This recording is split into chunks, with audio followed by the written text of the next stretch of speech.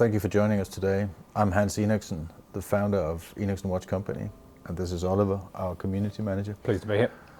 And we're here today to tell you about our range of watches, why they look like they do, what informed the decisions we made to get to where we are, and the ethos behind Enoksen as a watch company. The very first watch Enoksen launched as a brand was the Deep Dive EO1, and that was a watch that was originally designed back in 2017 and was launched, and the first one shipped in 2018.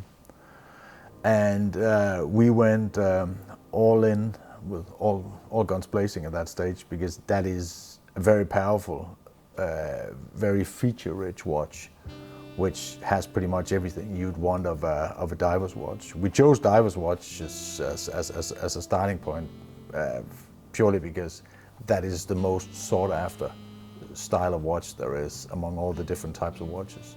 So we thought we'd start with a deep dive, and the word deep is to be taken literally here, isn't it? Yeah, there's no half measures, I don't think, with this one. It's because it's a 1,000-meter diver, and it's a watch that's found fans and friends among a large community of saturation divers and diving professionals that are looking for a proper tool watch.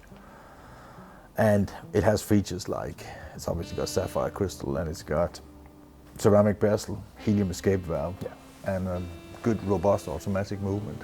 Yeah, when you work on one of these things, you really get an idea of just how solid it is with its gaskets and its escape valve. It is a solid brute of a watch. It is, and it's despite its relatively large size with 44 mil, it still wears smaller than that, I feel, because just looking at the specs, you'd think that's going to be a brutal unit, but many of our customers who buy this watch and love this watch are quite surprised with how snug it is on the wrist, and how easy it is to get used to wearing. I think part of the beauty of your design as well, Hans, is the crown at 4 o'clock, because it just increases the wearability of the thing massively. That's sort of the Scandinavian influence to a degree, where Scandinavian designers, you know, is very much about less is more. Yeah. And instead of having a brood of a crown with crown guards and everything, I thought you're making a reference to a certain watch of mine, I think. Yeah. Well, this is definitely a more comfortable thing to wear, because of the positioning of that crown. Yeah, and it can be worn on. I wear my watches on the right hand because I'm left-handed. I don't know why. It feels awkward for me to wear a watch on my left hand. So I like it there. But even people who wear the watch on the left hand are enjoying the fact that the crown does not eat into your hand as it otherwise would. A crown that size located at 3 o'clock. So.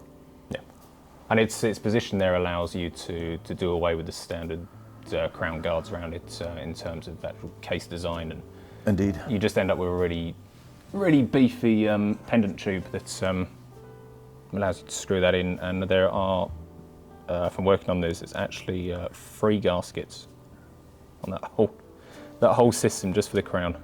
Well, the 1,000 meters is not a joke. It's not easy to achieve water resistance levels of 1,000 meters. You can't really fake it, and the second you hold this watch, you will know that it's good for that, because it's heavy for a reason. Because it needs to be, because the pressure is obviously immense at those depths, and that's why it looks like it does.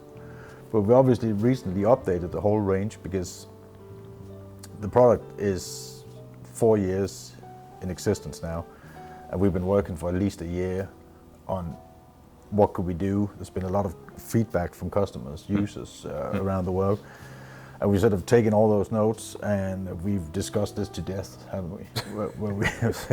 You could say that, yeah. What can we do? And there's been, this is not a revolution, it's more of an evolution. Yeah. So it's subtle updates to the case design, subtle updates to the branding, and a couple of new features. Specifically, we've we've equipped it with drilled locks as opposed to having concealed locks like the previous model, and that obviously makes it very quick to switch between straps.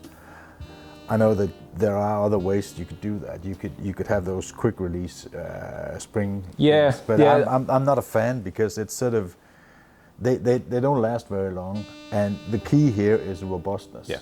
No, this needs to work regardless. Yeah, I've seen that with the spring quick release as well. They're just not beefy enough to deal with that sort of lateral force that they are subjected to, and it worries me as a design point for that watch. For dressier watches, absolutely, but no, I think for something as solid as that, it needs heavy duty spring bars.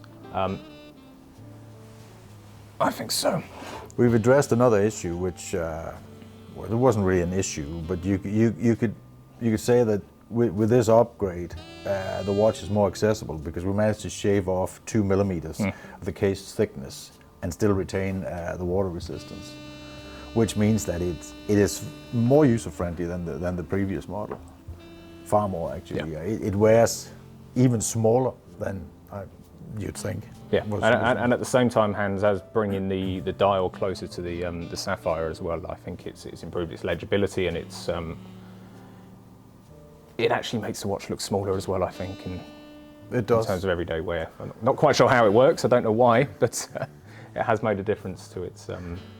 The most significant improvement, though, is on the movement front. We changed the heart. We've been working with Seiko for a number of years, and we felt that there could be a Swiss movement option for this new watch. So that's exactly what we've done.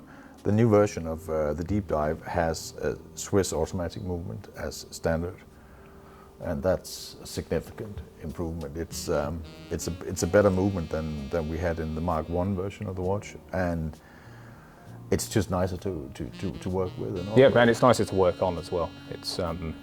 It's just a nice movement to take apart and put back together.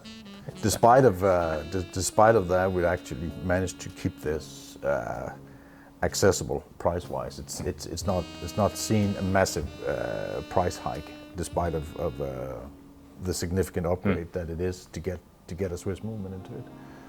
So we have high expectations in how this watch is going to perform in the next 1 to 2 years.